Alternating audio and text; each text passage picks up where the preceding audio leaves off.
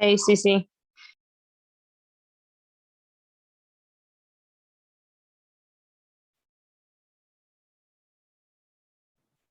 Awesome, thank you. Good evening, ladies and gentlemen. It is 1800 on Thursday, the 28th of October, and this is our monthly session of the Female Mentoring and Morale Program. For those of you just joining us for the first time, welcome. We are so glad you took the time out of your busy schedule to join us this evening.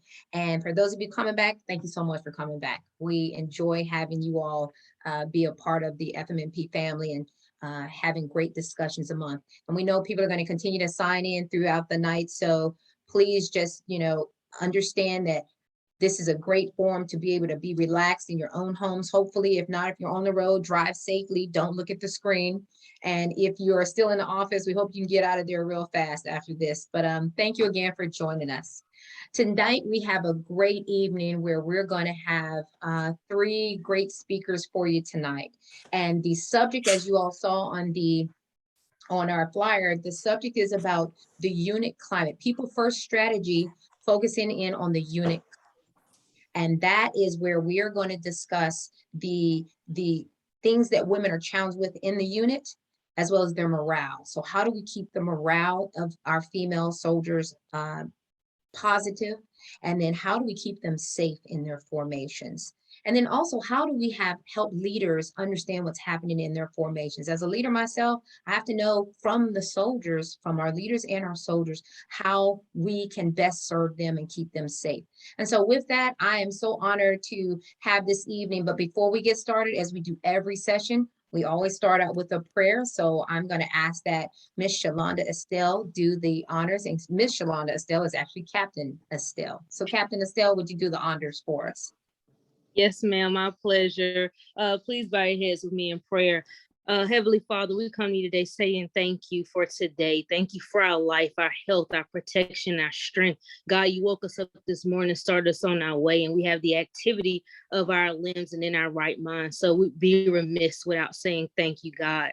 So as we come together to get today, we're asking for your guidance, your wisdom and support as we begin this meeting, God. Help us to engage in meaningful discussion. Allow us to grow closer as a group and nurture the community of the bonds of community, God. Then we ask you to fill us with your grace, Lord Jesus, as we continue to progress in our careers and to make decisions that's concerning not only our country, but our units, God. We're asking for your traveling grace and mercy for all those who are in the current PCS cycle and deported not only Fort Lee, but their various duty stations, God. So continue to remind us that nothing is too hard for you, Father, and go before us and be with us in this meeting. And we ask all these things in your son, Jesus' name we pray. Amen. Amen. And I'll tell you, every time we hear some beautiful prayers like that, it gets me motivated. And so thank you so much for that, Shalonda.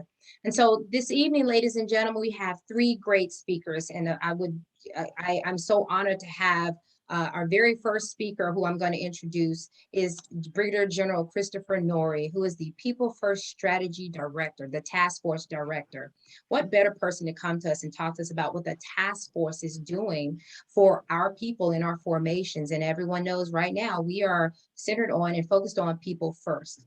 And with that, we are going to have a great discussion and dialogue with General Norrie. And so I'm so excited. And so please remember, you're going to get a chance to ask all the questions in the world.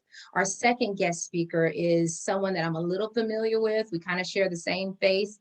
It's my twin sister, Lieutenant Colonel Clydelia Pritchard Allen. So half of you all that thought I just misspelled my name, I didn't. It was my sister.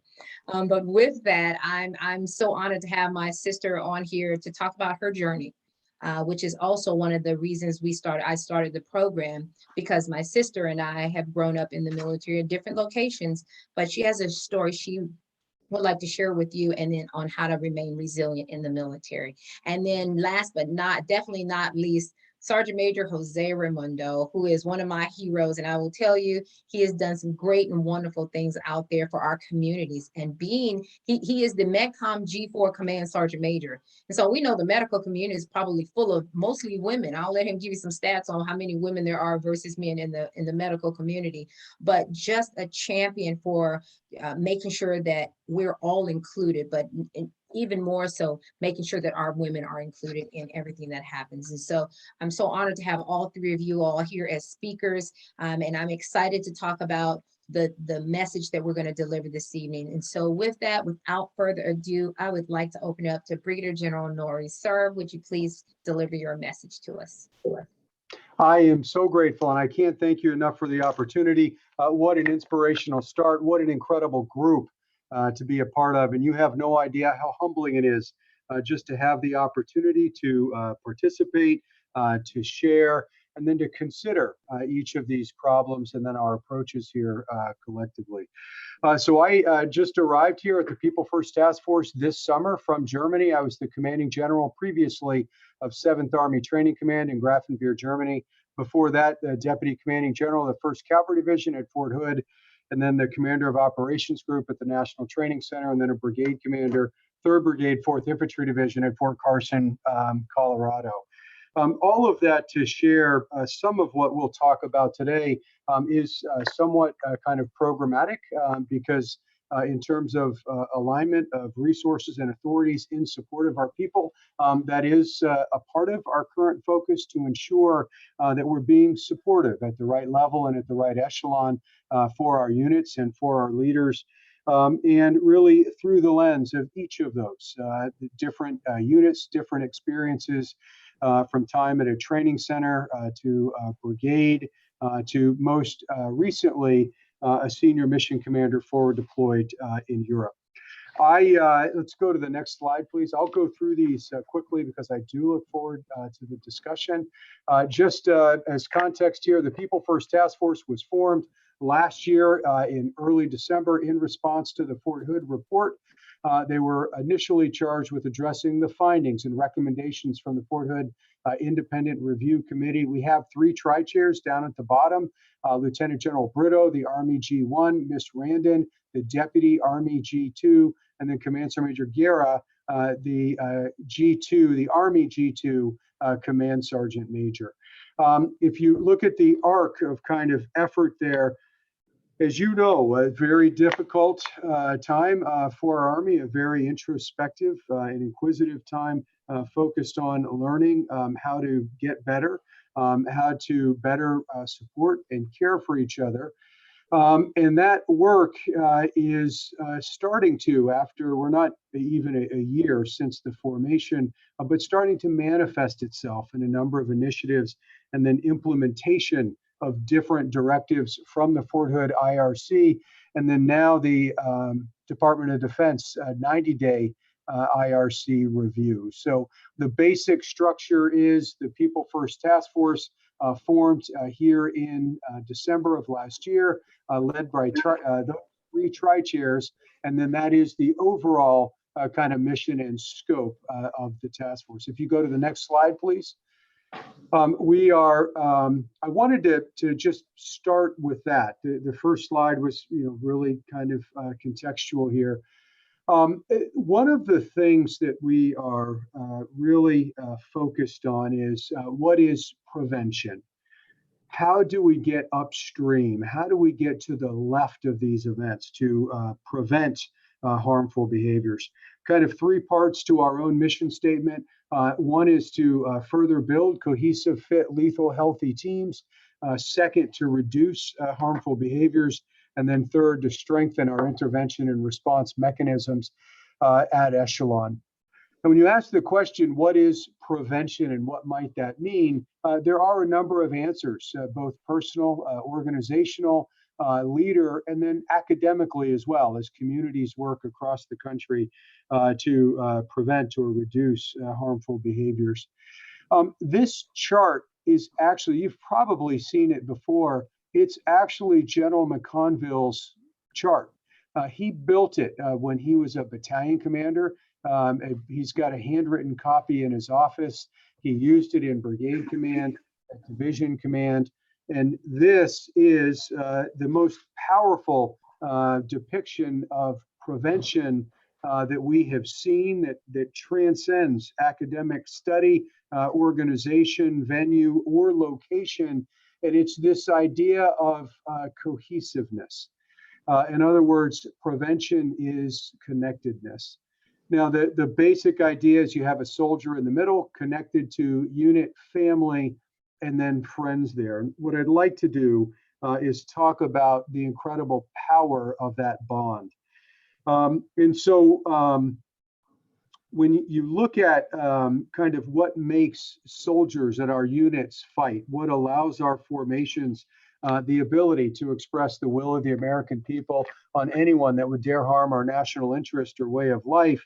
And what makes soldiers fight is not fear of another human being. There's no amount of fear that will make me turn into an existential threat, from another person. That universally, what makes soldiers and units fight is love. And it is a love for each other, that fundamental bond. And you hear it over and over when you listen to our Medal of Honor narratives of Medal of Honor recipients. You hear expressions of love in sentences like, I did not want to let my friend down. I didn't want to let my unit down. My buddy was in danger and I knew they needed help. And I had to be there for them. I did not want to let anyone hurt my friend. One of the things that we were talking about the other day is that the movie Band of Brothers, different context, different army. But when you watch that movie, many people think that's a war movie. I fundamentally believe that that's a love story, not a war movie. We just haven't figured it out yet. When you look at what made that unit work together, they loved each other. They went through great hardship together because of that love. But it is that bond, that connection, that cohesiveness at the fundamental soldier level that is existential, that is foundational, that is most important for our army. And if you're in a unit, and we've all, may have been in and around some of these types of formations where you encounter some form of toxicity, then that toxicity, of course, works exactly counter to what we're trying to achieve as an army. There is a narrative out there about people versus readiness. I can either take care of my people or have my unit ready to fight. And our belief, and I know it's yours and across the board here, is that if you have a unit that fundamentally loves and trusts each other, you never have to worry about reactive contact. It might not be pretty, but they're going to react because you're not going to let somebody hurt a friend, somebody that you love, that you're committed to. And if you agree with that, then this session tonight that you've organized, this is an expression of love. It's the most powerful venue that I possibly can imagine. And I get teary-eyed just thinking about your commitment to each other, our commitment to you, and the work that you're doing to build trust and to build that cohesiveness, and then to connect each other, to our units, to this incredible mission and this exceptional idea that democracy is nothing more than a dream that requires nurturing and security and people willing to defend it. And so through that lens, I'm very thankful for this opportunity, and fundamentally, this idea of cohesiveness, this foundational connection of love is a real focus area and the priority, really, of our team. Go to the next slide, please. The question is, how do you prevent or reduce these kinds of behaviors? I'll be honest, again, given all my jobs here, and you may have experienced this as well, there is a real inclination to draw a straight line between a single event and then a proximate cause. One of the things that I've learned through interacting and then over time, and from all of you across the Army here, is that invariably all of this is connected, right? There's the connection to a single proximate cause. Indulging in that inclination risks missing all of the other influencers in context around each of these events, where these conditions may or may not exist, how we treat each other, and environments that may or may not be conducive to harmful behaviors. This is a depiction of that interconnectedness with that fundamental mission of our Army there in the middle. This is much more, much more than a kind of a slideshow on a daily basis or mandatory training that is required, but it's an enduring connection of supporting operations and activities. And you'll notice, if you think about it, each one of these has some form of a relationship, inverse or converse, to every other one that's on there. So if you have a unit that has toxic leadership, it is likely that other parts of the web are then affected. If a bond is not, if that cohesion and connectedness does not manifest itself in the form of a trusted group of friends, family, work, and then unit, other parts of that web are affected. It all goes together. Foundationally, this informs not only our approach to organize resources and authorities in support of our commanders, it also drives how we array ourselves organizationally at echelon throughout the team. But this idea of a web and the interconnectedness certainly informs how we're approaching prevention. If we go to the next slide, the next slide here, it just depicts what we have already talked about: promoting cohesive teams, trained, disciplined, and fit, reducing harmful behaviors, and then strengthening how we respond and then care here. Just a couple of notes. We have 4 lines of effort. They're depicted down there in the bottom left. We have 3 unique kind of or discrete initiatives there. We have evolved our own organization this week to include 2 additional focus areas. One is training, a second is soldier initiatives, and then accountability. That line of effort has now evolved into policy. Next slide.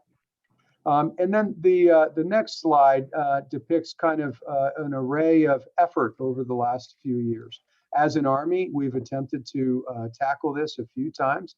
In the last 12 years, you'll remember back in 2009, the Suicide Prevention and Health Promotion book, 2012 to 2013, the Health Promotion to Holistic Community effort, the ongoing discussions in the last 12 to 24 months about extremism, inclusion, and then our own efforts here to ensure great dignity and respect throughout our Army at every echelon as part of every team. A few interesting intellectual questions associated with this. One way to frame this might be that the previous efforts have not worked. I don't think that that's fair, but intellectually, if that is something to kind of consider or think through, then a view of previous efforts may be that we attempted to solve the problem at the wrong level. In other words, we tried to kind of control it from a centralized view here at a higher headquarters. And then second, that we did not put the correct governance in place to ensure that these things were irreversible. Another view of this is like technology, iterative technology, right?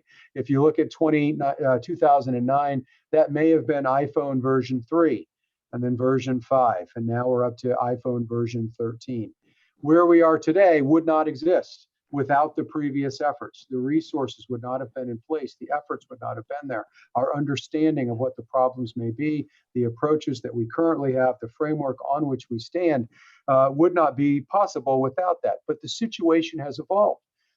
Things are different today than they were 10 years ago.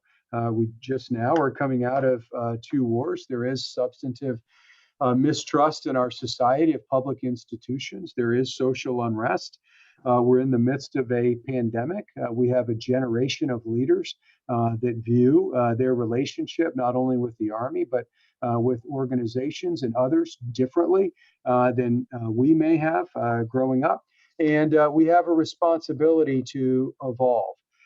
And so this slide represents a continuum. If you go to the next slide, and I'll be done here quickly. I'm great. We can talk for a long time. These are some ideas that are kind of guiding where we are today, right? And I'm just going to quickly walk through a few of these.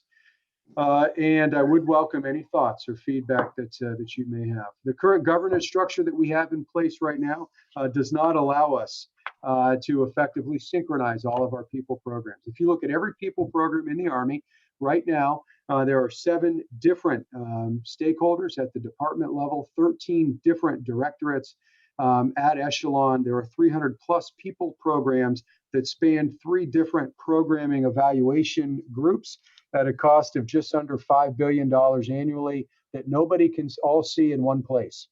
And if you go back to that web, it is all interconnected. So when we make decisions about behavioral health, as an example, then that has an influence on our chaplains, that has an influence on our garrisons, et cetera. And so getting all of it in one place where we can best articulate, understand risk, identify what's working and not working in support of the entire Army is essential here. The third one is really interesting, is that leaders focus on what's measured and reported, but right now there are very few people-related metrics, which means there's a little pressure in the people space. So operationalizing people would more quickly drive change. The fourth bullet is fascinating. We actually got this from units, different units, but unit leaders say that, or soldiers and leaders say that unit leaders are punished more for having a pacing item down than they are for poor planning, for wasting soldiers' time or ineffective training management here. We're not educating our leaders. We're not having those difficult conversations. We're not helping our leaders at Echelon effectively understand what indicators are, how to have a conversation, to arm them with a range or depth of knowledge that allows them to helpfully and inquisitively engage and coach and help to grow leaders at Echelon throughout our Army. Largely, we're intervening and responding, but we don't have an effective prevention system in place. We do have leaders that view people and readiness as an either or, as we talked about. And we do have to do a better job of kind of organizing what we have now. If you go to the next slide. This is also a Chief of Staff of the Army slide about getting kind of left of the boom, managing risk there. How do you build resiliency? And as you know, managing transitions is critical. Identifying what those are in a soldier's life. This is all about talking to and engaging in a very human way and understanding how difficult all of this is with our soldiers about problems and allowing opportunities to further build resiliency, recognizing that arrival and initial integration, that those are essential to building the right foundation, and then building the right intervention and response mechanisms allows us, if everything else does not work, to make a diving catch to prevent a harmful behavior. If you go to the next slide, I'm almost done. This is just a depiction of we invest a tremendous amount on our installations, on people here. This is an array of all of those programs here that just doctrinally lines out where these programs are and then how they might be organized around on the left-hand side of the slide there, a squad. You can see that triangle again, leader, family, and then buddy. Now, just 3 notes on this particular slide. If you live on an installation, there are as many as 7 to 9 different directorates and agencies that provide priorities and resources in support of these programs. So unity of command is a challenge. Unity of effort happens primarily through sheer will of the senior mission commander or the unit leaders at Echelon. That effective movement of resources to problems and then problems to resources. And then finally, if you were going to look at available combat power, in many cases, we don't have enough resources in place to do more than intervene and then respond. And we're working very hard to close those gaps and seams in support of all of you. Next slide. The next slide, this is just one thing that we're doing at 6 different installations right now. It's a consolidation of all of the sexual assault, sexual harassment resources in a single location. It's called a Fusion Directorate, intended to do 3 things: increase efficiency, increase transparency, and then increase accessibility so that our victims don't have to go to multiple places on an installation to get resources or care. And then also our unit leaders at Echelon understand There's a single place where all those resources are available. And then we create efficiencies by consolidating each of those different agencies in support of our team. If you go to the next slide, please. This is another initiative here. It's this idea of if you've ever seen a safety pyramid, the basic thesis behind it is that the likelihood that a unit will have a large accident, the greatest indicator of that is the presence of a large number of smaller accidents. And one thesis is that is also true of our people. If you have a unit that has a high number of risk indicators associated in the commander's risk reduction tool, they have negative or higher than the median scores on the protective risk factors contained in the DEOCS. If they have a high number of accidents, if they have a high number of crime or a high rate of crime, in their unit, if they have an unstable training calendar, if they have turbulent leaders, in other words, we have a number of people that are serving in leadership positions that are higher than the ones that they're slated for there.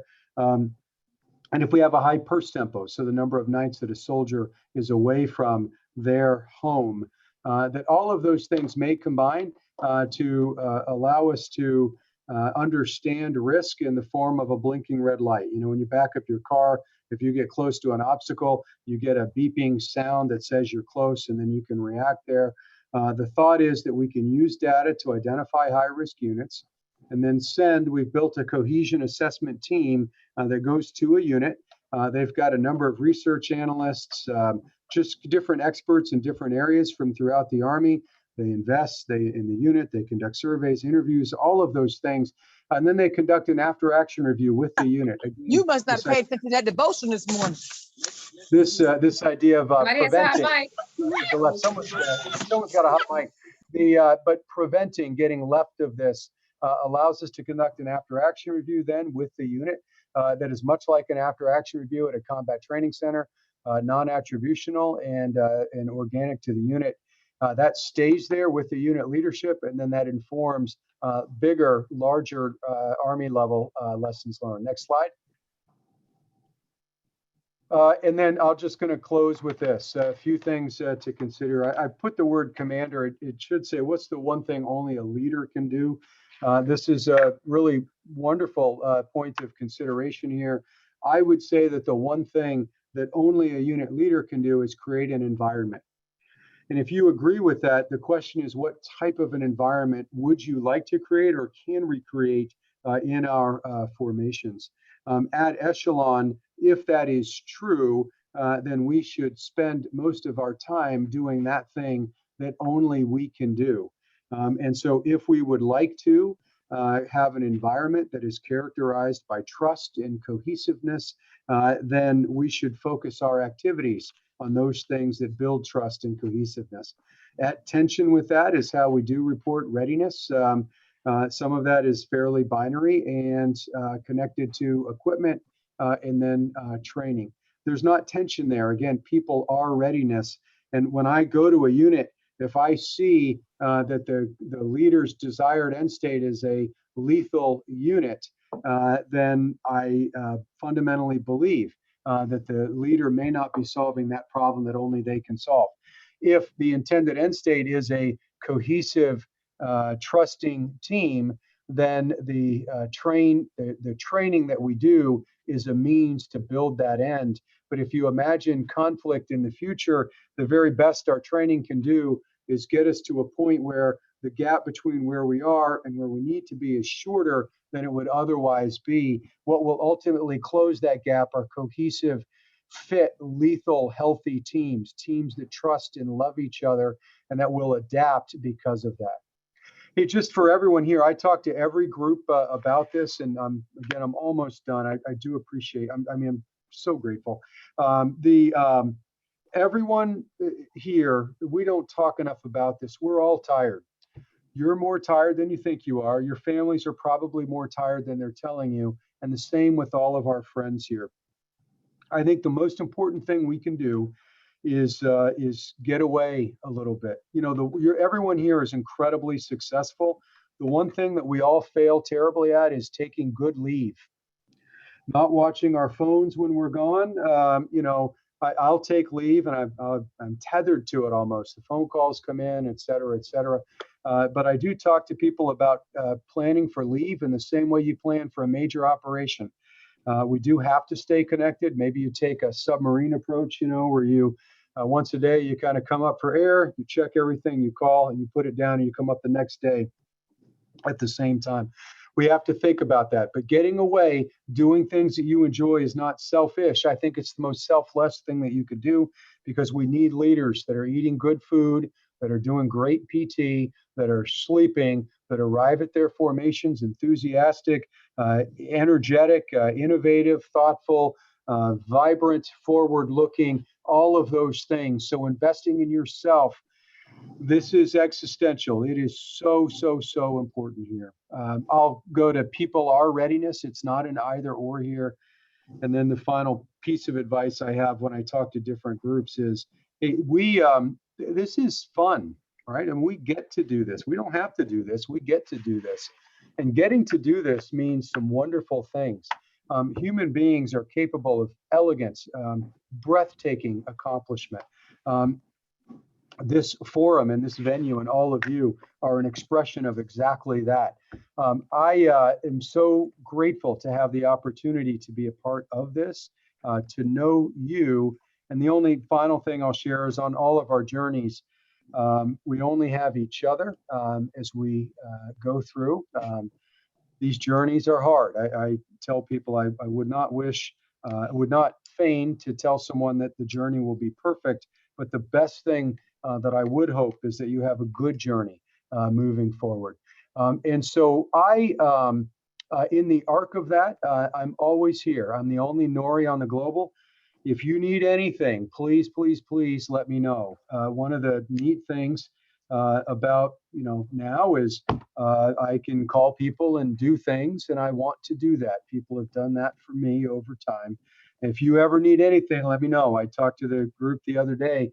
You need a glass of water at 2 o'clock in the morning, just give me a couple hours notice. I'll be there. I'm on board. I'm in the foxhole with you. I appreciate your journey and your sacrifice. I appreciate you as leaders. I could talk for hours and hours and hours, but I will pause there and hand the floor back over for further discussion. But please know from the bottom of my heart how grateful and thankful I am for all of you. And if you ever need anything, let me know. And if you have any feedback, we're here. So thank you again for the opportunity to participate. Over. Sir, that was absolutely wonderful. And I mean, I can't thank you enough. And I'm sure I'm speaking for everyone that sat here. And I saw some messages in the chat room of fantastic briefing. Sir, you delivered a great message that touches with everyone. And I just want to hone in on 2 or 3 things before we move to the next speaker. I appreciate you bringing out the fact that we focus so much on equipment readiness and soldier readiness in the sense of PT. Are we getting our dental and our medical ready? But are we looking at the emotional readiness of soldiers? So I appreciate you bringing that up, because we as leaders, now the Army is moving to that. And I appreciate the people first strategy, focusing and realizing that you can't accomplish a mission if your soldiers aren't ready emotionally and focused on the mission. And so thank you so much for that. And the fact that you're talking about the environment that we're in, the climate is set by the leader. And if the leader comes in and is tired, just like you said, if we're tired and we don't enjoy our leaves and we're just as stressed as we went on leave, right before leave, we're just as stressed coming back from leave, then we are showing it to our soldiers and they feed off of what we do. So appreciate everything that you just stated, sir. And I can't wait for everyone to start asking you questions. And so with that, sir, we're going to turn to Lieutenant Colonel Clydelia Pritchard Allen. I call her Delia or Mabuthang or everything else you can think of. But I'm going to introduce her and let her share some of her story. And I know we all had a conversation the other day, sir, with you. And like I said, it just resonated with all of us. So Delia, if you'd like to jump on in, please share your story. Well, hey, listen, good evening, everyone. Thank you so much. I'm honored to follow such an amazing briefing. I don't know if I can even live up to it, but I tell you, it definitely touched my heart to hear and see that the Army is doing so much to address these types of issues. I will tell you, sir, I just came off of 5 days of leave, and I am one of those that did not do it right. So I will try it again, because I had my phones on both ears and I had a vacuum in hand and my laptop connected to me. So I apologize for that. So I will learn again. I will try it over again. But listen, I won't take too much of your time. I truly wanted to just share, as my sister said, just some things that I want to help motivate those who are in situations right now where you see concerns of some of the behavior that has been introduced to by General Noory. But first, I'm going to just kind of go through my little career, just a small career, about 30 years, I'll say that. And with that 30 years, I will tell you up front, amazing time in the military. The Lord blessed my family and me with just being able to be in an organization that was truly something that I could really take and have as a part of my life, and to really build the character that I have, to build who I am. But I'm just going to kind of give you a quick overview. My sister's probably shared a little bit from her standpoint, but I give you the other half. I came in at 19 after 3 years of college. My sister and I had been in college together, but I found but I found what they had, which was the student loan repayment program. Mom, being a single parent, was trying to put twins through college. And so at that third year of college, our school decides, our president of our university decides to embezzle a whole bunch of money. Long story. Bottom line was, Mom wasn't able to pay all of those loans because they were asking for them up front. And so the Army was throwing out these commercials saying, hey, the military will pay for your university or pay for your school. Come on in, let us take care of you. And so I jumped on it because my mom, again, being a single parent, didn't have a lot of money coming in, and the little jobs that we took care of or we tried to have weren't really making it happen. And so came in the military, but only as a reservist. Did 3 years of reserve, but while I was a reservist, I actually volunteered because I actually started enjoying the military. So I volunteered to start doing active duty assignments. So went to volunteer to go to Saudi Arabia, Desert Storm, Desert Shield. That kind of ages me, lets you know that. Came back from Desert Storm, Desert Shield, went active duty. From there, active duty, again, my sister and I decided to go in and use the military. Over these first 6.5 years, I was enlisted, started really seeing a passion for soldiers and getting that passion for soldiers. But from an enlisted side, I saw how soldiers are being treated by leaders. And it began bothering me. It began showing me that, hey, man, there's a way that we should be able to take care of each other, one. And then as leaders, how are you taking care of your soldiers? So my sister found the Green to Gold program first. She followed me into the military. Well, I followed her Green to Gold, switched over to becoming an officer, came in, and first duty assignment was Fort Bragg, North Carolina, where the majority of the people that you see there are male soldiers, 82nd Airborne, Special Forces, all of these, hula guys, and then this little person coming in, this little female coming in. So I'm like, okay, is this the right assignment for me? Well, it was a great challenge. I was there for about 4 years, 4.5 years, had 3 great assignments, but I ended up finding that I often was the only female in a lot of units, or only female in a lot of the meetings that I was in. Fast forward from Fort Bragg, get selected to go into command, Alaska. Great assignment, but that was the first place where I met probably the most important mentor in my life and really understood what mentoring was about. Colonel Anita Dixon, she's retired now. She's actually the CASA for the Washington, D.C. area. And so that was where I started understanding how important leaders are to their soldiers, how important a leader is in supporting and building that cohesiveness in a unit, and how important it is to maintain the morale. And so she taught me so much about having that passion for soldiers, not for the career, but for the soldiers that are in that career.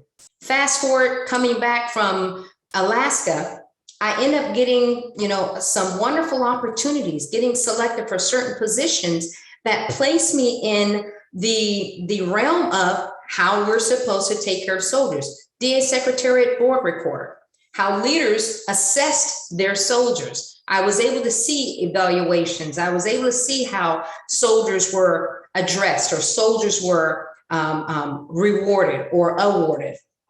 And so as I continued on in my career, that really became an even greater passion of mine. How do leaders support their soldiers? How do units deal with the cohesiveness in their commands?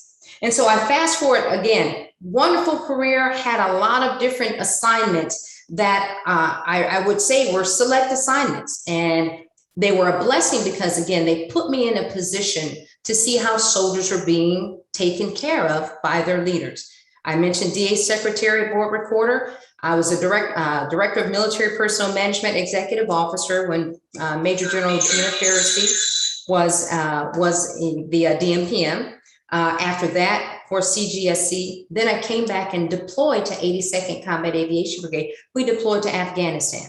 That was where my role as the only senior female leader in the 82nd Combat Aviation Brigade command team, my role was extremely important to take care of junior soldiers, especially females, because in that environment, being in 82nd, being in the Combat Aviation Brigade with more aviations, pilots, mostly men, few sprinkles of females, that was where the importance of me being a leader helping my junior female soldiers came into clear focus. And so I developed a female mentoring program over there.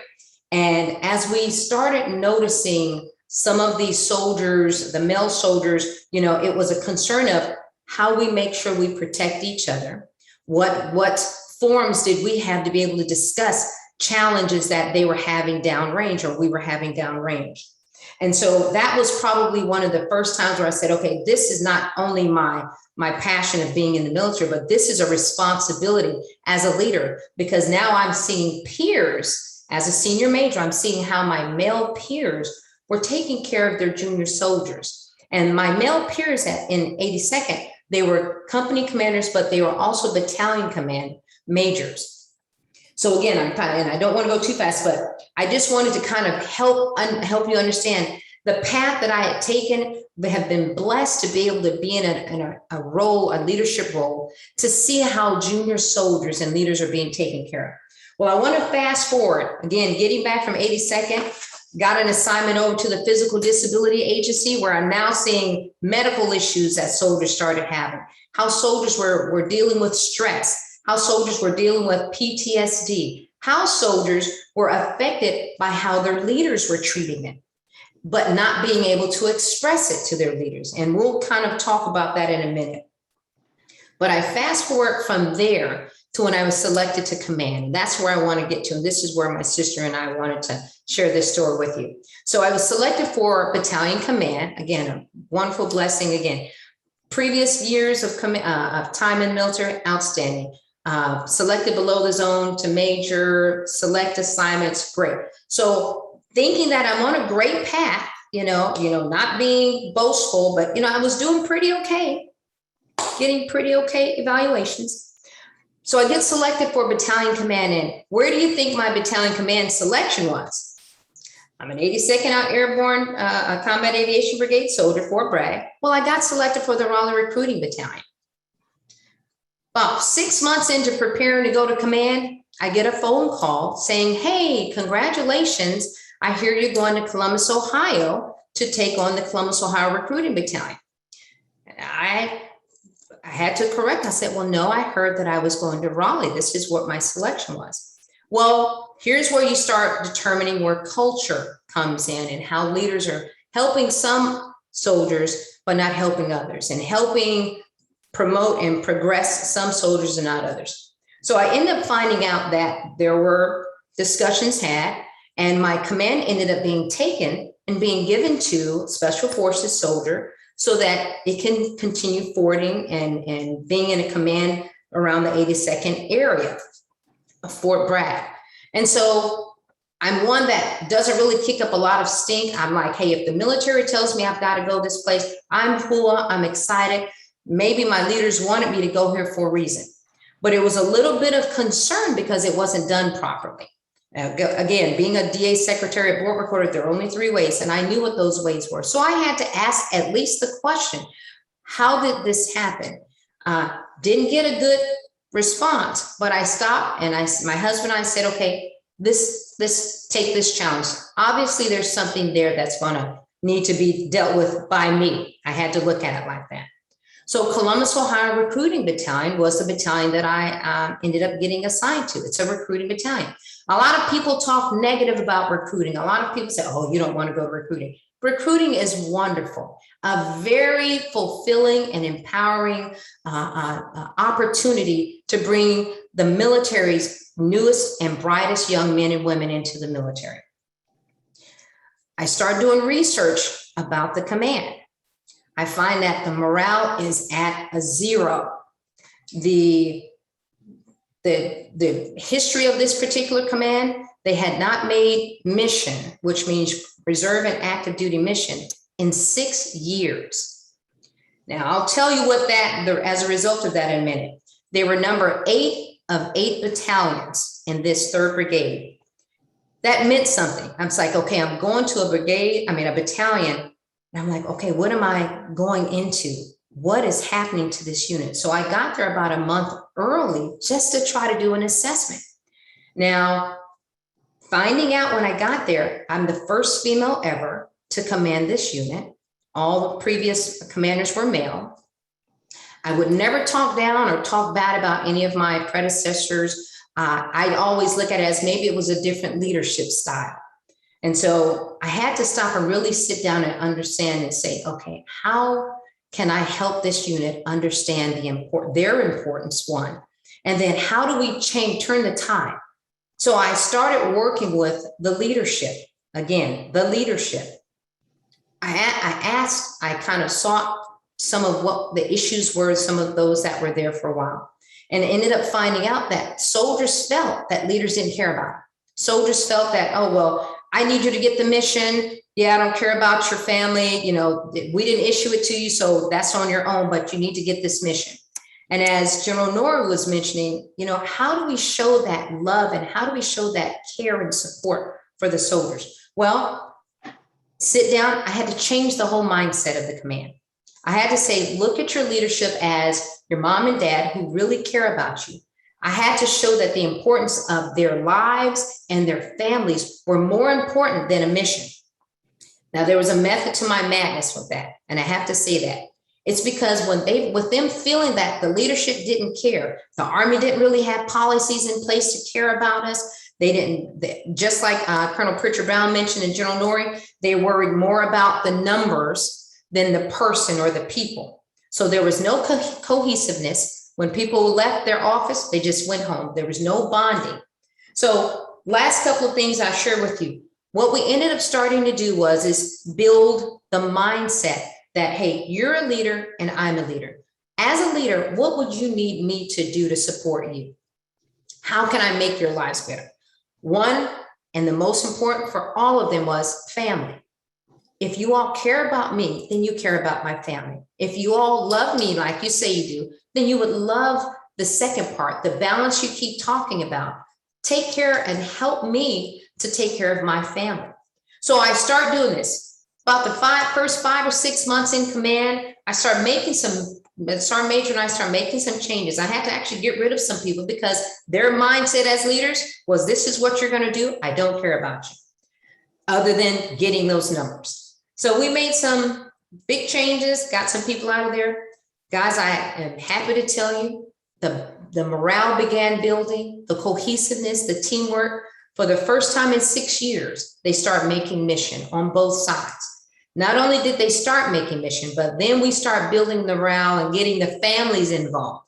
Hey, your soldiers can come home at any time if they hurry up and just get their little mission. How can you help us? So we began building, for those commanders that are on here now, we began building the virtual family readiness group meetings where the battalion commander and sergeant major and team would sit and talk, and we would listen more than we would talk. And that's one more important thing that for leaders.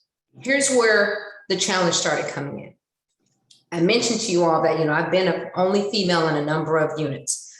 Well, I was the only female battalion commander in the entire 3rd Brigade. 17 males. I had my counterparts, all male, and then I had all of the sergeants majors, all male. The brigade commander and the brigade sergeant major, all male. So the first concern was, okay, is anyone going to understand if I have challenges or if I have concerns? But I didn't let that take my motivation. I didn't let it take my, my focus and my commitment to my soldiers. Now, I was often told, man, you're doing some unorthodox things down there. What are you doing down there? I had the CG come down. Man, whatever you're doing, keep it up. You're doing great. We ended up going from number 8 of 8 to number 3 of 8. We ended up being identified as the top paid Partners for Youth Success Program battalions in our USAREC, number of times accolades. I share all of this because, as I mentioned earlier, I thought I was doing a great job. Here's where the turn happens. Good brigade commander, I won't say any names, but good brigade commander at the time. But what I saw the brigade commander's concern was taking care of his male soldiers. And in a sense of, okay, hey, great job, Fidelia. Yep, you're doing great. But these are special forces and these are infantry. We've got to make sure that they have the premier commands, and we've got to make, because their next step is, they're going to be the brigade commander of here. And I had to voice my opinion a couple of times, like, well, sir, I understand that. And in open forums, bringing up certain things of, hey, our mission is starting to grow, sir, but that's not our area of concern. So why is this number growing for us and not for our peers? I share that with you because we began seeing clear signs of biases where we have, okay, Delia, you're good. You take this. If you identify something that's wrong, no, you're just complaining. You're not really seeing the big picture. But my male counterparts may bring up the exact same point, and it was being considered. They would sit down and talk about it. And I'm sitting in the meeting, and I'm like, but didn't I just say that? And I would bring it to their attention. I was like, now that is what I just said. Well, you didn't explain it like that. Okay, so I start taking notes. Then the second thing that I started recognizing was whenever we go to our major events in, Fort Knox was our local area. Whenever we go to our major events, it was all male, and myself, again, had no issues with it. I've been in plenty of rooms with all males. We would have our formal events, but then after the formal event, the guys would want to get together, go smoke and go do a couple of drinks and sit back and watch the football game. I'm a married woman. I've got children. I don't smoke. I don't drink. The formal portion is over. So, hey, guys, go do you. Enjoy yourself. Well, I began getting questioned on why I don't come out with them to hang out.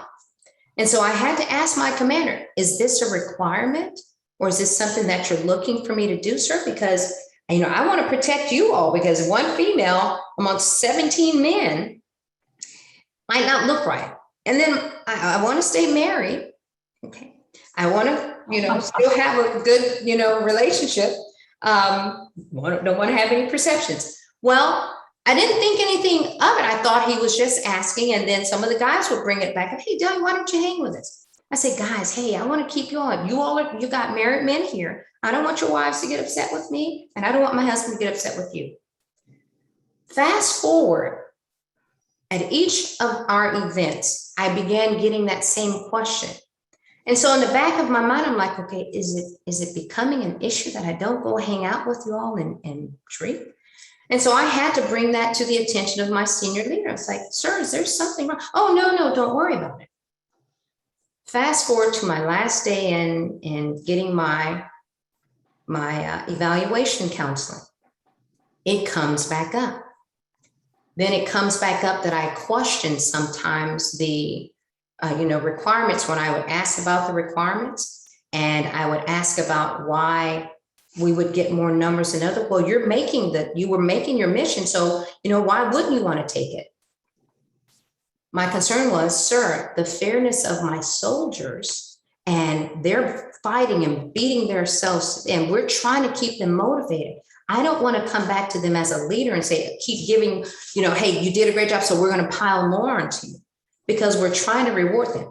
So, the discussion ends, and I end up getting a phone call from the CG, and the CG says, hey, I'm kind of concerned because you're being recommended for this, but I've seen all of the great things that you've done. I mean, you've taken this command to heights that we never knew you guys could go. You've never been on the map. I said, well, sir, I hope my numbers speak for themselves. I hope this speaks for itself. But I kind of hinted at, well, there are some concerns about how things are happening and me asking questions. I felt that maybe I wasn't being heard properly as a female. And I didn't want to go use because I'm a female. But I showed my track record. I showed the morale in the unit being built. I showed that these soldiers are now motivated. Fast forward to getting my OER, which is the main one that I'm supposed to get again after 2 years. And I get a highly qualified. Now, again, guys, I'm a very humble person. You know, I'm like, I should have gotten this and I should be this. I'm like, well, I hope I showed them all that we've done in this command to where it deserved the assessment, not because I think, you know, I should, you know, just because of me. What I ended up seeing was some of my peers who were nowhere near where my numbers were. And this, the wonderful thing about recruiting, you can see it in writing. You can see the numbers. And if any of you all have ever been in recruiting, you can see your numbers speak for themselves. So then I come back and I start having conversations with my soldiers. Ma'am, we're concerned for you. We don't want you to leave. So that morale was being built. I end up finding out, and just through hearing, well, you're not combat arms. And you're not, hey, we need to take care of these guys. And it's like, okay, hold on a second. Wait a minute. Now I'm a female. I've shown you the unit. I've shown you how I've had to protect my guys. I've shown you that the morale has been built. Why now am I, as a female soldier, because that's what it clearly looked like, why am I being treated differently? And why is my evaluation being affected when some of my peers, who I'm showing you the numbers, are getting the top ones? So I share that with you all because what ends up happening is that impacted my career. I brought it to the attention of the leaders there. And as I mentioned to you all earlier, hey guys, I don't want to whine or sound like I'm complaining, but here are some things that my soldiers were concerned about. And if it's because we're showing the care and concern, and I'm probably showing too much love for them, is what someone, hey guys, you're showing too much care for them. And I heard those comments. It's like, well, then I would rather show the love and the concern and the compassion and the motivation and the patience and the commitment to them than worry about an evaluation. But if that's what's affecting it, guys, it's more important to take care of my soldiers. It was more important to show them that this is a team that we have to build. Well, again, walking through this timeline of being in command, walking out of it, it was like, wow, I do see where some people say, you know what, I've done all that I can. I've shown the love, I've shown the commitment, I've shown the cohesiveness that's been built, but now it's affected me. The wonderful thing is, and this is where I like to talk about resilience in this. The resilience piece is that was just even more motivation to show soldiers that, hey, despite some of the things that you may have seen in leaders, how do we remain committed? How do we remain focused and really end up helping the military identify these things and put programs like we're talking people first strategy into fruition to be able to say, we're no longer going to accept that. And the wonderful thing is during the time when we first came in the military, you didn't hear about these programs. You didn't hear them talking about loving soldiers. That was for, lame soldiers. Oh no, you're not hooing it. But today you see the commitment that needs to be given and the love that needs to be given to soldiers so that they can continue to perform. And that was a clear example of the leaders showing the love and the compassion and the support that my unit needed to build them around. We went from 8 of 8 to 3 of 8. We went from here to here. And the most rewarding piece of that was the fact that soldiers walked away feeling like a team. And now they're in their own units, building that and keeping that same understanding of how a leader is supposed to treat each other. Here's a final thing that I'll share with you. And this is, I'm a woman of God and I pray about things. I say, Lord, there must be a reason here. If I was the martyr to help show and help build this type of a program, the Female Mentoring and Morale Program, then, thank you for allowing me to be that martyr. But he always comes back and says, I'll take care of those. You focus on you. I ended up getting an email about a year ago. And the email was from that commander. And that commander was emailing not only me, but actually all of the battalion commanders. And the email was a request from that person to us, asking us now to help them.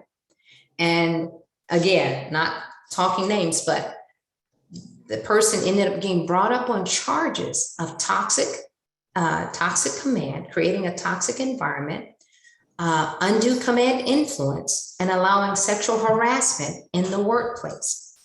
And so when I saw that, I was like, wow. Now, those were some of the very same things that we identified and kind of brought to people's attention. Hey, this isn't fair. And why are we allowing this to happen here?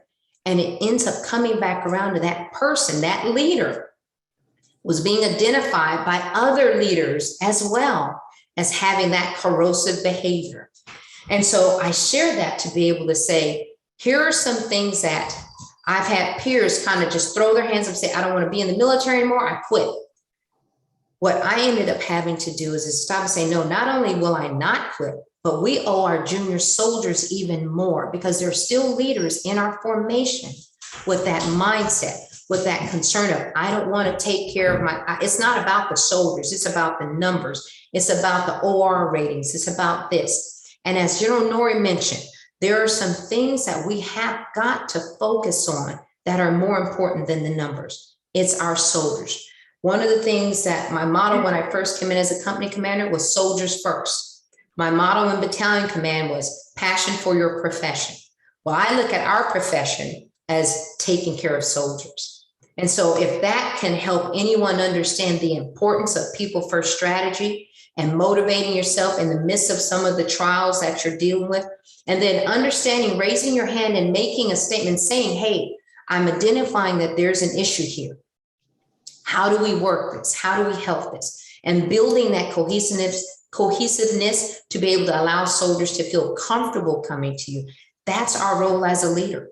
That's the most important thing. And so I appreciate you all listening. I hope I didn't ramble too long, but we just wanted to share with you just some things that kind of help motivate me. Now, my sister always joked, she said, you should have been a colonel right along with me because we were, I caught up with her as a major. And I said, but you know what? I said, if God had another direction for me to go, again, in this type of an environment right here, if that was the purpose, then I accept that purpose before I take colonel any day. Definitely wanted to, was disappointed, but in no way has that taken away from my love for the military and more so the love for the soldiers. So I thank you all for listening. I hope that has touched someone to allow them to understand your role as a leader. It's not about the numbers. It's not about how cool you are on a weapon. Your weapon, your most valued weapon is your soldier. But that soldier needs your love and your commitment to let them know that they can grow to be the leader that you intended for them to be. And I guarantee you, they will perform the way you want them to if they see you care about them. So I'll turn it back over to Dee, and hopefully that was something. She'll let me know if I did anything wrong later. You did great. And I'm so proud of you. And I will tell you, for those of you, the reason I wanted her to tell the story right after General Norrie was because everything that General Norrie presented to us as to why we have the people first strategy took time. As you all know, the reason we talk unit climate versus military culture, climate changes with the commander that comes in. But the culture is a long change. It's a long process of changing. And so we've lost so many great leaders, female soldiers. We've lost so much great talent because the culture has not changed enough to recognize that great talent. And so luckily the Army is getting it right. I hate that it happened on the heels of, and I'll say the heels of a Fort Hood report, because that talent has been here for years. And so we don't want to lose any more good soldiers. And so her testimony is to be able to show you all that in spite of what we're going through, we have to fight through, we have to identify, we have to be able to help those that is happening right under our noses. And that takes forms like this and other forms for the soldiers to get out. And so I thank you so much. I'll be on the phone with you, talking to you, girl, you know how to talk to you. But thank you for that. And thank you for taking the time to share that with everyone. You know, I know it personally because just so you all know, I'm the other twin. She's the nice, sweet twin. I was ready to go cut somebody, but then she talked me off the ledge. She did. And so I'm the nice professional leader that I am because she helped me. She actually helped me stay in the military because I was ready to get out myself after going through a number of things myself. But she convinced me to stay in, and now is where we are. So that's why I want to get back. But aside from that, we'll write a book about it. But I want to jump to my awesome Sergeant Major Raimundo. And oh, by the way, he's probably streaming also. So Sergeant Major, if you've got those 8 pages of Facebook pages streaming, thank you so much. I'm so excited to hear from you. And team, if we go past 7:30, please feel free to drop off. But you know, when we get good in our discussions, we roll with it. And so I try to keep us on time though. But here again, if you're willing to stay a little longer, we would love to have you. So Sergeant Major, please, the floor is yours. Thank you so much, man. Hope you can hear me. Uh-oh, well. Sergeant Major, I'm having a hard Well, time first of hearing you. all, thank you so much for the opportunity. Okay, how about now? I can hear you now. How about now? I think it's a little bit louder. Okay, good. Uh-oh. Okay, So I know what Sergeant Major is doing while we're first having of all, problems. thank you so He's much live for the- streaming at the same Okay. time he's speaking. Thanks for the opportunity. For Can you, Sergeant Major? You may have to cut off one of those. I hate for you to have to cut it off, but yes, we can't hear you. That's the issue that I had. So I thought we had it hopefully fixed. you can hear me now. So again, team, what's So- happening is he's live streaming to 8 pages of Facebook pages. And so with that, what happens is it causes his computer to mess up a little bit. So if we can either get it fixed, Let me try something else. he's gonna try something. Now. How about now? I can hear you, but you gotta keep talking just to see. Let's see if that'll work. There's a delay. All right, well, so what we're gonna do is we're gonna roll with the punches. And so he's frozen right now. I think he may be, if Sergeant Major, if Let you're me see if we can try some magic. See if we can hear me quite well. Okay, so I'll keep talking. So after you know, oh, it's Sergeant Major, it's not working. Nori, it's gonna be hard for me to match. Sergeant Major, it's probably not gonna work this time. I am so sorry about that. Or either you can call on the phone, try to zoom in through the phone separate from your computer, because there's a huge delay.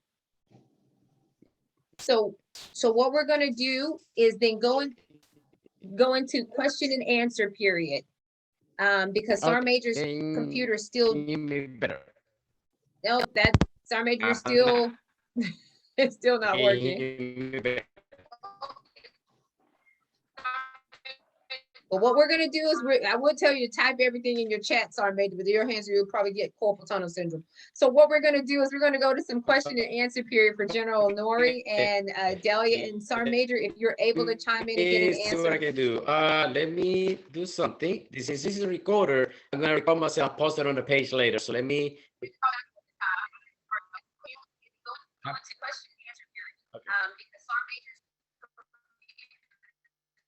I think I just heard myself speaking. How about now? No, that's not working. So what we're gonna go on and do is ask a few questions. So Sergeant Major, we're gonna let you try to work on that, but we're gonna go on and get some question and answer period. Okay. I think there's a huge delay. So with that,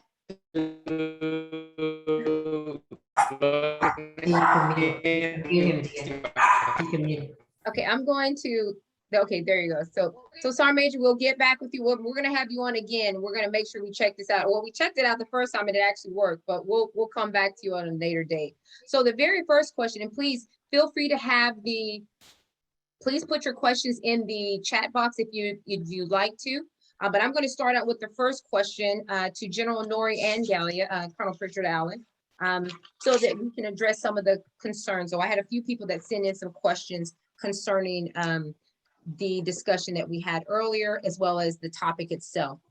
So General Nori, so for the People First strategy, the different agencies that are out there promoting different missions or strategies, how do we connect those strategies, or how do we connect those agencies to work together for a common goal? Because of the DEI, diversity, equity, and inclusion, for female service members who are still having challenges with their units, or being the one and onlys, or being a small population within their formation, what organizations are they able to go to that'll address them immediately, separate from what we're trying to do with the FMMP, and we're actually trying to make it an enduring program?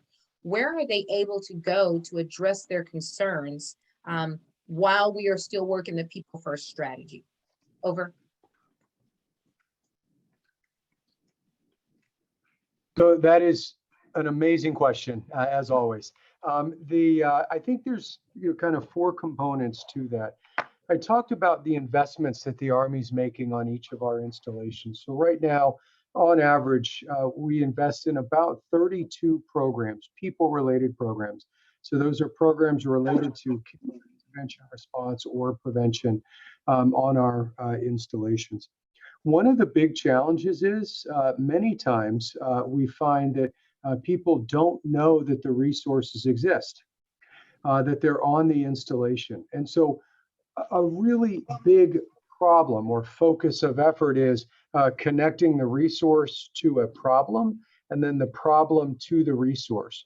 And a key part of that is understanding what resources are available, what they're designed to do. We have a range of resources to ensure care for children, for families, for women, for soldiers, for in support of units throughout single soldiers throughout our installations. But understanding what is available, where is it, and then what is it capable of is an essential task. And so one of the things that we've talked about that we collectively could do is, almost every installation has got some form of a maintenance terrain walk, right? Or some form of a training management terrain walk. Should we do a prevention terrain walk? Can leaders at every echelon just take some time with your team and go around the installation and understand what's available and resident to you at the installation level? The second place is at the unit level. There are so many incredible initiatives out there. Everything from these, what a powerful network and community you have. I mean, this is, people are meeting in battalions, they're meeting in brigades, they're meeting in companies to connect to each other so that we can all help each other get through this. So this connection is really, really important. And a unit in the unit chain of command, in addition to the installation, would be a second place to look. A third place to look would be with the senior mission commander on the installation, either the garrison or, again, the senior, the general officer that's charged with senior mission command responsibilities and authorities on an installation. They run a number of venues that include the Community Ready and Resilience Council. They must conduct a number of meetings related to health and care of our soldiers. And each one of those venues is a wonderful opportunity to engage and then to advocate. And then finally would just be feedback to the organization itself. In many cases, we're investing in organizations and teams, and we don't have a good understanding of if that investment is providing the type of return we had intended. So when you look at an organization, we might, as an example, invest in substance abuse at an installation annually, and the only feedback that we get is the number of people that they saw last year. So somebody saw 200 people last year. Well, that's a good number. We'll continue to fund it. at that level or an increased level next year. We don't know if it actually worked, if it actually did what it was intended to do. And so providing direct feedback to the unit and then to the installation about how the programs are actually working really helps us. So a four-part response, and I hope that that's okay. I see a question in here about people-related metrics. I think this is a wonderful discussion. Back to that observation that leaders are punished more for a tank that's down than for wasting soldiers' time, as an example. So what might people-related metrics look like? This is a super interesting question because we're not equipment, right? I mean, we're human beings. So how do you measure the health and readiness of an organization? And then we are an Army. It's got to be kind of an engineering solution to a liberal arts problem, right? And we have to be able to distill it into a set of metrics, and then we have to be able to report that and then understand that. So some ideas are everything from purse tempo. We've got some units that they call it pillow time. So the number of nights that a soldier lays their head on their own pillow. It's a little bit different than purse tempo, which measures training days, time away from school, does not necessarily get at taskings, and then other things that keep soldiers away at night. Another one might be leader turbulence in an organization. A third one might be calendar instability. So the number of changes to a near-term training calendar as an indicator of stress on people. If every day it's a new tasking, you're going to the range tomorrow morning, now you're going here, and you add that to leaders that are one person up or serving 2 levels up from what we've trained them to do, those two combined, plus an op tempo in which soldiers are consistently away from home, those 3 together might be an indicator of stress on our people. Those are easily understood, and they might help us manage and dissect better the impacts of some of our decisions. The no wrong door approach, that's in the chat as well. It's also a wonderful question. I hope I'm answering all these okay. If any of you send me a note, I'll give you a call, I'll follow up. The no wrong door approach. We've all maybe experienced an installation where someone's got a problem, right? Or I have a problem. You go to a place and they're like, yeah, we just don't do that here. And your soldier comes back and they're like, well, I went to where you told me to go. I didn't get the help I needed.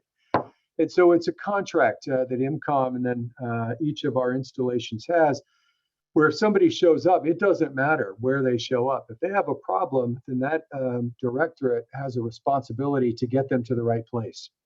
And so that's the idea behind that. And I'll pause there. Those are the only questions I see. But really, please, I know this is going to end here in just a few minutes. Send me a note. I'll call. I'll make time. I want to listen. I want to hear. And I'm so grateful for all of you. Thank you, sir. No, and you know what?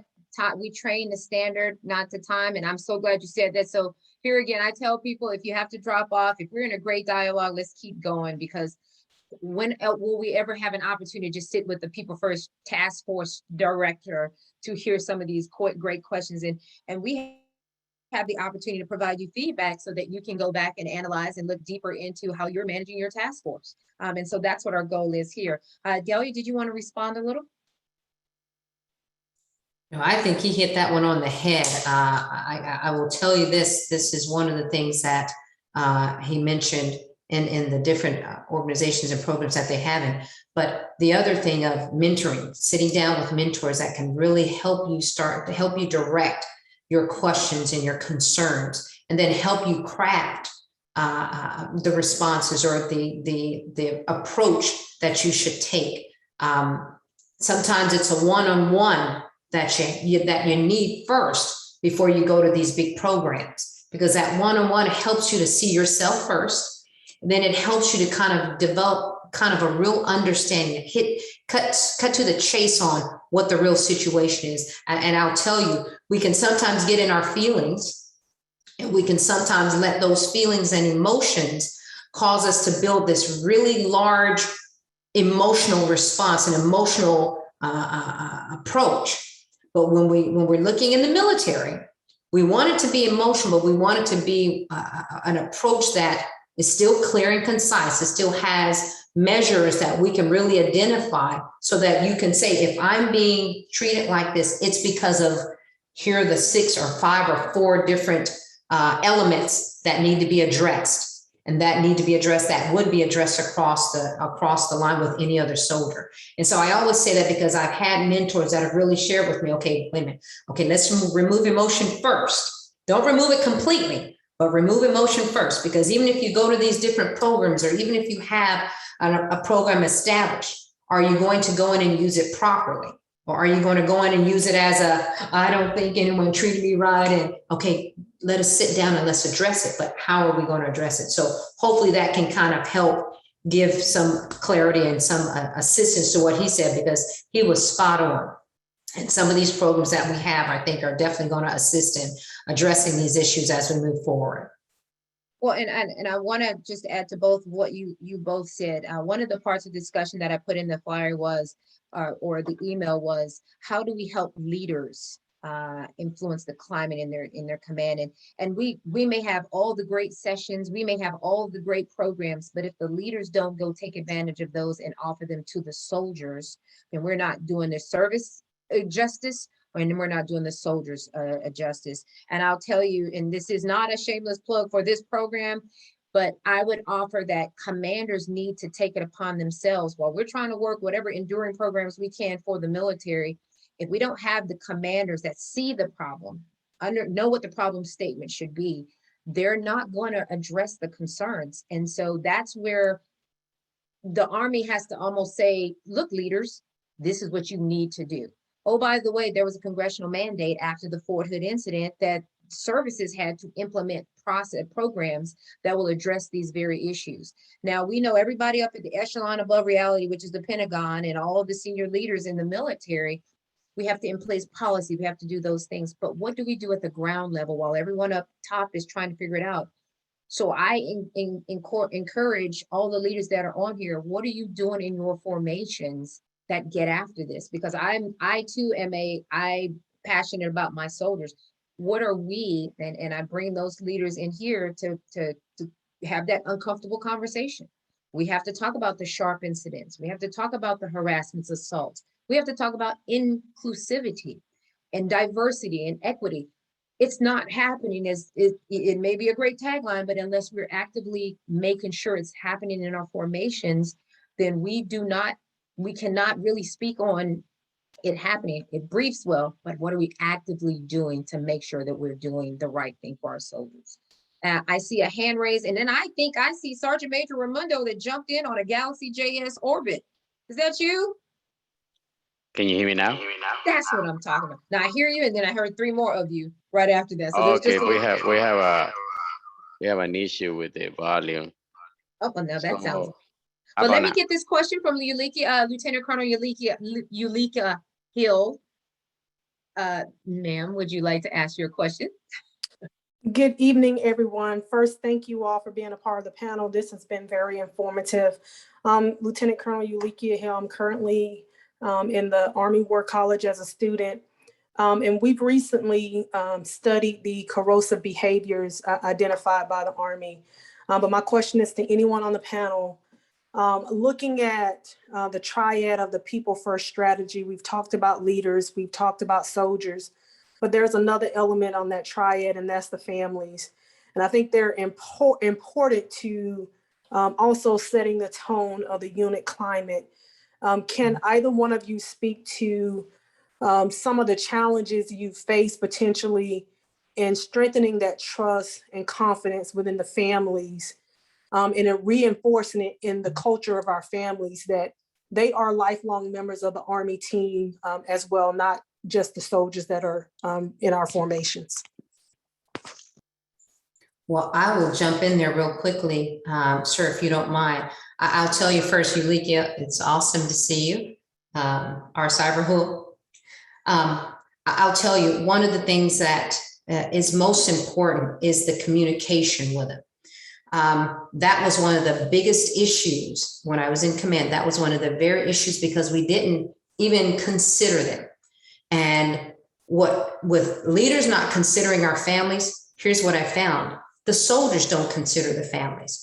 And so one of the things that we had to sit down and talk about was, hey, soldiers, how are you first and foremost presenting the military to your families?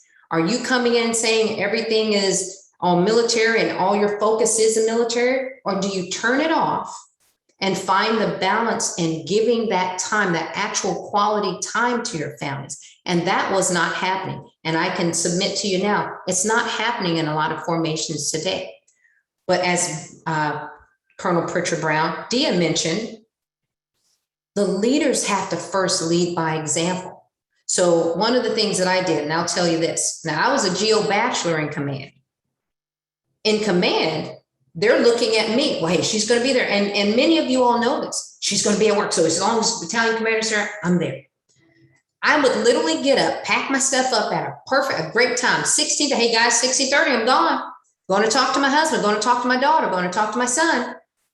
They saw my importance on my family.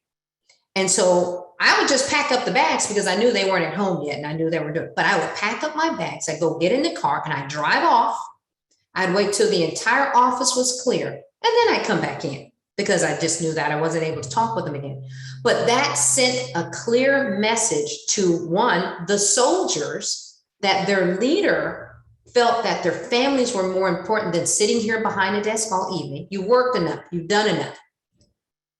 We put an importance on that. And then I had them stop and say, hey, you know, you guys really wouldn't be here without your families. Your families are the ones that pick you up when you're crying at night.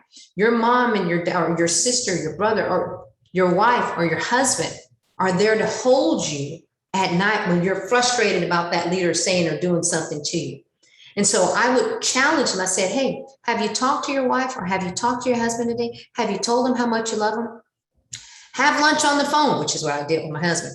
Just call, hey, say grace, and then just eat your lunch with your husband or your wife on the phone. And so as leaders, getting back to your question, as leaders, how do we put the importance into our soldiers to identify their families? Because I will tell you, it's us pushing them to say your families matter. How do you show them that they matter? Does that help kind of from my little standpoint? Yes, it does. Thank you so much. You're welcome. Sir, would you like to respond? Yeah, absolutely awesome. Incredible.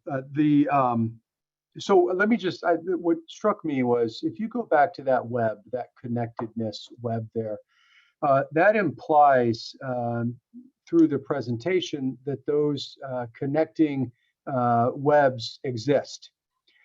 Yeah, there it is right there. Every one of those, webs there requires work.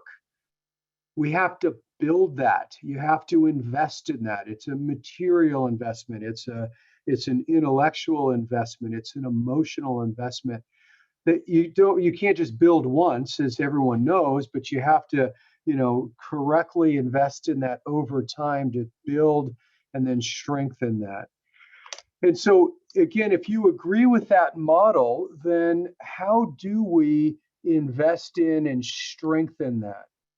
And for our soldiers, and what a wonderful point about our families, how do we give our soldiers and families a shot at connecting?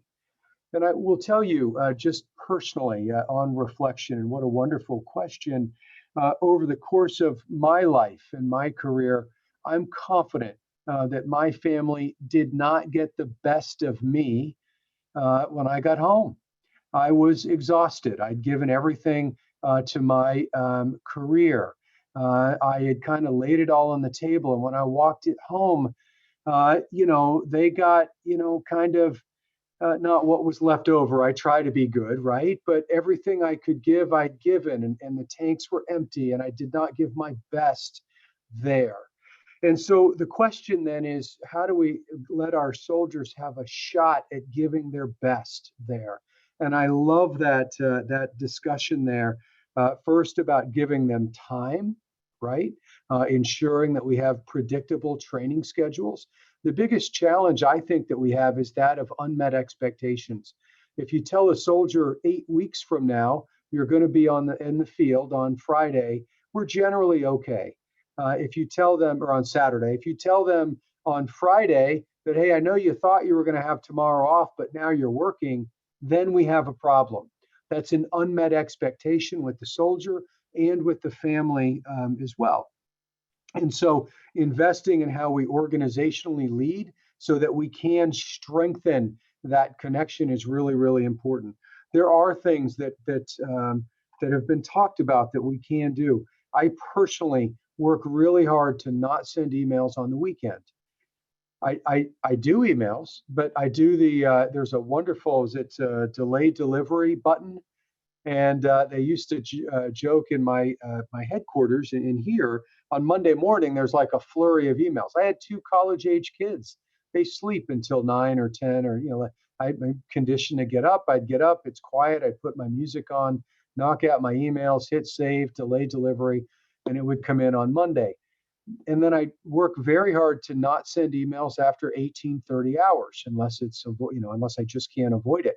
Because we've all been there. You're sitting at the dinner table, you're with your family, but the darn phone dings and you can't help it. In that moment, you are looking at the phone. And even though you're physically there, there's a cognitive break from that presence that can be disruptive. Basic business rules about yourself and your own. I'm an introvert. I need some time to kind of write and think on my own, protecting some of my personal time so that when I'm giving in my relationships, I'm giving everything. I'm giving with a full tank here. And then the final thing I would say is just we often underestimate this, but your own personal impact. So I'll just share a quick story. When I was a squadron commander, and I've done it a few times since, for a change of command, the commander gets to go out there and talk, and you're up there and you get the podium, et cetera. And what occurred to me is that the commander's not the most important voice. The most important voice is that of the soldiers that are out there on the field. And so what I would do is I'd get soldiers together and my troops there, and I'd say, hey, I'm going to give you a 5x8 card. Write something nice about your commander that I can share.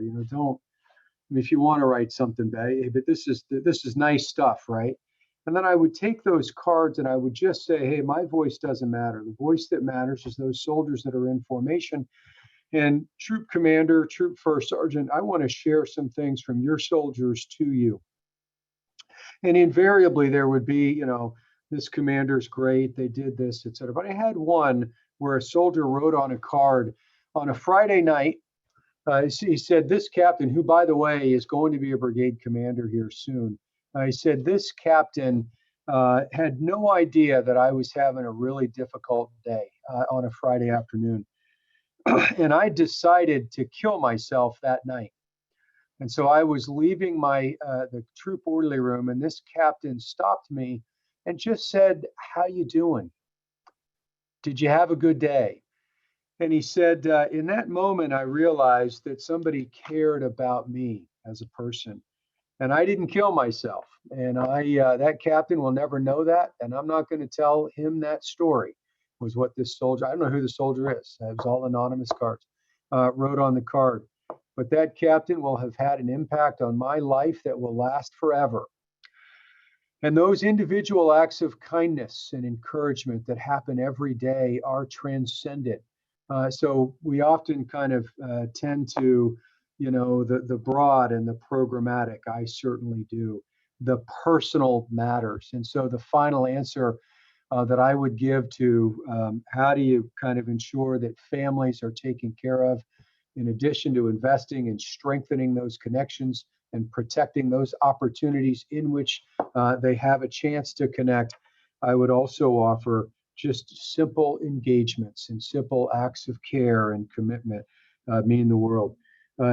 So I'm a general officer. I work on the Army staff. I've had took my son to school this year, so my wife and I are officially empty nesters.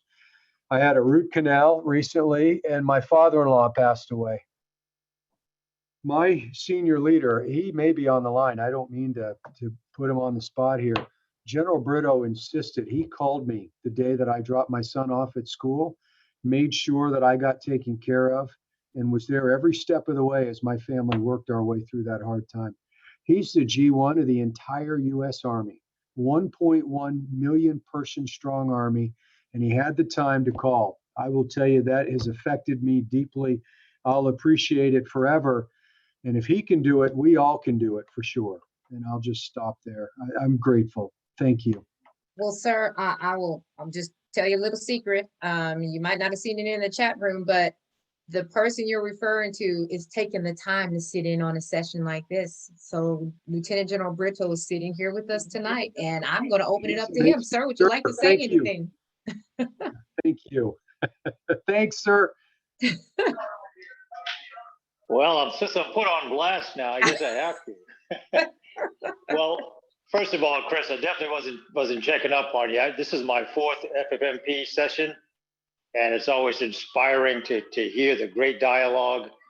And quite frankly, I think everything you shared with him tonight is nothing I could say that could top that, other than continue mission, Charlie Mike. And if nothing else, I think he's planted some great seeds for the leaders that are on the net of all ranks. And just with engaged leadership, there's probably not much that can't be solved. So just proud to be part of it. And it was amazing. An inspiration to a long day in the Pentagon. Nothing further. Thank you so much, sir. And I'm so sorry to put I'm gonna put you on the spot every time I see you, sir. So just know that Nothing wrong with that. So again, thank you so much, sir, for joining in and having that brief moment of, but General Nori is absolutely correct. And one leader can impact your entire career. You can decide whether you want to stay from that good leader, that great leader, that phenomenal leader. And then there can be those bad leaders that help you choose to get out of the military. And so I say that for those leaders on here and the soldiers that are on here, or everyone that's sitting and listening, ask yourself what leader convinced you just from their actions to stay in. And then where are those leaders? Because we see them. We see those leaders that are out there that are like, I would never serve under you. And I'm trying to remember exactly how it was put. Which leader do you want to be? Do you want to be the leader soldiers want to work for? Because you know how they're going to respond, but they're going to be like, I would work for that person if ever I'm called, no matter where I am. Or I don't have a problem working for that person, but if I had my choice, I may not. And then there's that, God, if he called me, I would not answer my phone.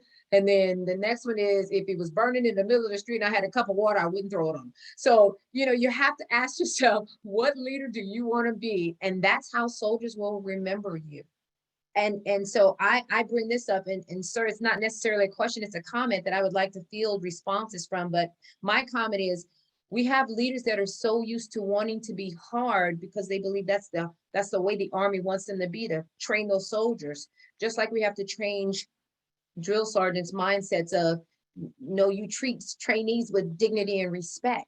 That's nowhere in the dictionary, nowhere in the regulation on being a drill sergeant did it ever state that drill sergeants were supposed to yell in soldiers' faces. That's that Hollywood drill sergeant. My command sergeant major Cabeza says that's the Hollywood sergeant major that we see on, all the different movies. But a drill sergeant is the one that's helping to nurture that trainee to go into the military. Now we have to be firm, like parents, we have to be firm. But what type of leader are we going to be that's going to have that one soldier that sits and says, I want to be just like that leader. I want to grow up to be just like that person.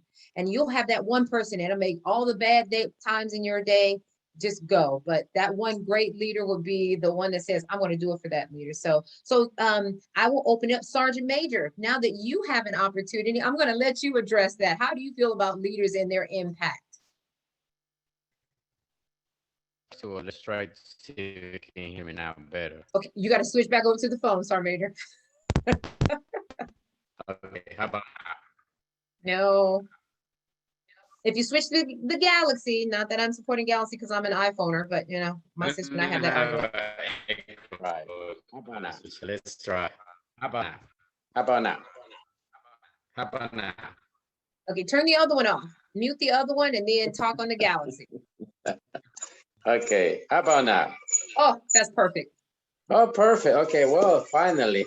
I had to make so many arrangements, but like you said, I had so many broadcasting going. But so let me summarize in 5 minutes what everything that has been discussed so far. So to me, I have a different approach in a sense of what has discussed so far.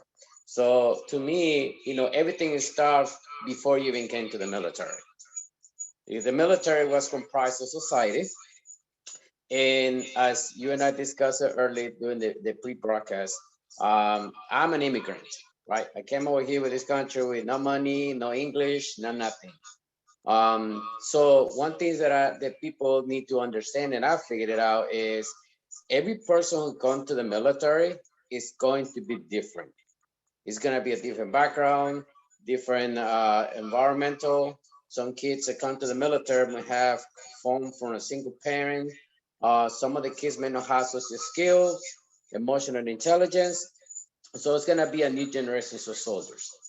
So the main thing that we need to understand is as those soldiers come into our formation is to engage, is to get to know them from a personal level, not just to transform them from being a soldier, from being a civilian to become a soldier. I share with you a little story. When I got here, I stated I had no speak English. I didn't have no knowledge of the laws, the rules, and everything in this country.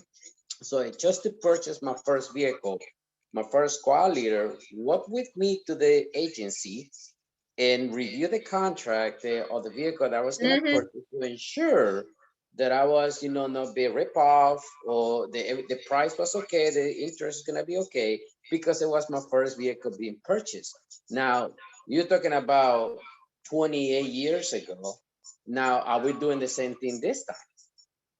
So many soldiers say, I don't want to go into my business. It's my personal life, my own decision. But I think the barrier that breaks everything of that statement is how well do you connect with your soldiers? Are you really legitimizing concern, caring for your soldiers? Or you just checking the block because you're walking around with your rank and the uniform? So that's the way I look at it. And the other thing also is, as I stated early, during the preview of the program, I have phenomenal female leaders and that grew me up and brought me to where I am today. And I didn't differentiate between whether or not I have a female first sergeant or a male first sergeant. To me, it was just the first sergeant or the commander or my boss. So learning about the experience of how they grew up in the formation, learning about the challenges that they have faced from growing up in the military predominated by males, then it helped me understand, put all the pieces together. One is put my experience coming from a different culture, a different country, to come to the military, understanding the challenges that come with being a minority, being a female in the military. So now that I can understand, whenever a soldier comes in, guess what? I'm going to connect with a person. Hey, talking about your background, talking about your family. I don't try to get into your business, but I look at the soldiers are there, my kids, and I'm the father. Okay, let me see what your goals and expectations are. Whether you are a male or female, the same goals and expectations is going to be. So in General Norris said earlier, put a little slide in there that talk about, all those important things that we should consider, like, for example, health, spiritual fitness, food services, safe housing. It brought me back when I came to the military the first time. And there is 3 things that was a board question. What are the 3 things that affect morale? First of all, is meal, food, and billets.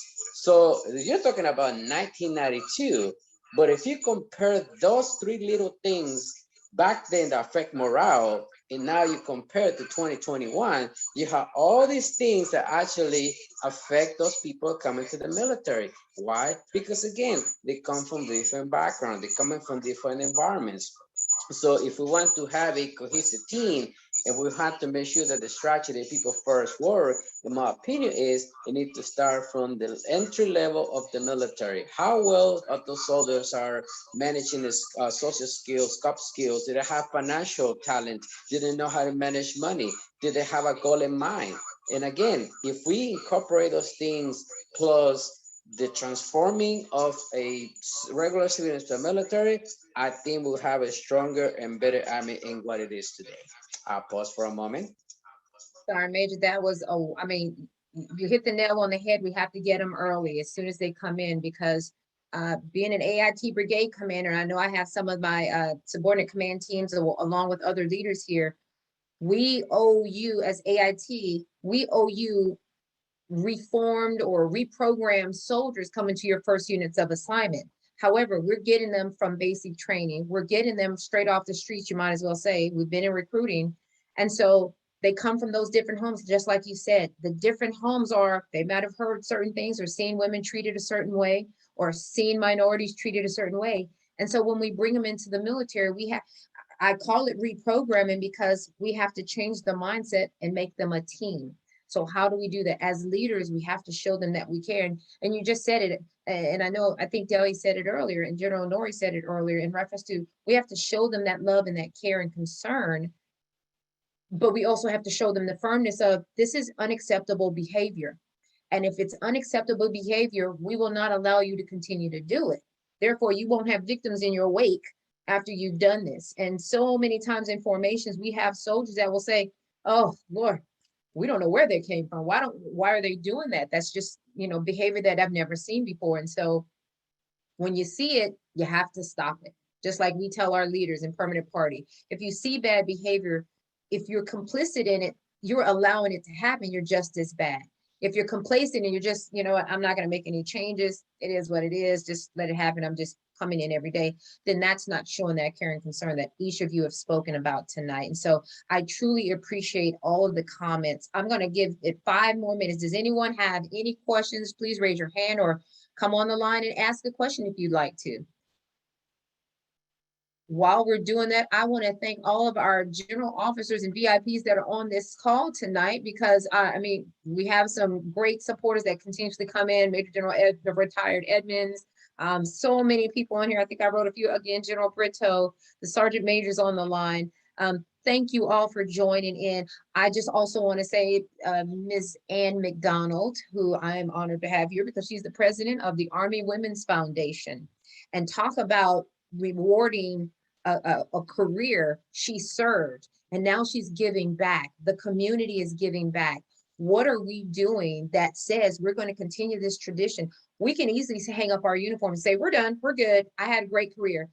But if we're not giving back and pulling that next generation up and helping them, preventing them from having any issues that we had growing up, then where is our role? How are we being left? What is our legacy? And so, Ann, I thank you so much for joining us this evening. Would you like to say anything? I know I'm throwing you on the spot, but Ann, would you like to say anything? Well, first off, thank you very much. Hello, everyone from the United Arab Emirates, because that's exactly where I find myself this evening. That's where I live. I have to say, from the very beginning, your introduction, the inclusivity of how you started, and then the comments from General Nori to your sister, Colonel Pritchett Allen, and then to the Sergeant Major, have been absolutely inspiring. I'm so jazzed. I mean, it's 2 o'clock in the morning. Actually, it's 3 o'clock in the morning. I am wide awake and I am so jazzed by this conversation. So thank you for doing this. Thank you so much, ma'am. You are absolutely wonderful. Thank you, and enjoy. Just so you know, I'm taking General Nori up on his order of making sure we enjoy leave, because I'm heading to Dubai in December. So, sir, I will completely follow your orders and instructions, and I'll just hide out in the bathroom if I have to check my or in the closet to check my emails once in a while, but not often. Leave well, leave well. I certainly will. Well, ladies and gentlemen, once again, thank you so much for joining us this evening. It has truly been an honor to have our speakers out here just sharing as much knowledge, and understand that's just showing care. They could be doing so many other different things, and they decided to take their time to sit and just share and impart knowledge and thoughts and wisdom with you all. Please feel free. Every month we're going to do this. I'm so honored to say that next month we're going to have Lieutenant General Gervais, who is our TRADOC DCG. And if I'm not mistaken, I believe she is still on the line, or did she drop off? Ma'am, are you on the line? I'm going to scroll through and see. Are you still here? Okay, she may have dropped off, but I'm very honored to have had her on here. And thank you all. We have a plethora of GOs and warrant officers and command sergeant majors, and we're gonna have some juniors in here starting to talk to tell what their experiences are and have those questions. And we've had a few sit in and just listen to the conversation. But again, thank you so much. We're gonna have the next month's flyer out and some more details. And we're gonna put out our newsletter as well. So please enjoy the rest of your evening, enjoy your weekend, stay safe and COVID-free, get your vaccines. They do work. I believe it wholeheartedly. And God bless you all. Thank you so much and have a wonderful evening. Take care. And I will stay on because I'm always going to be the last one to say goodbye. So goodbye, everyone. Thank you so much.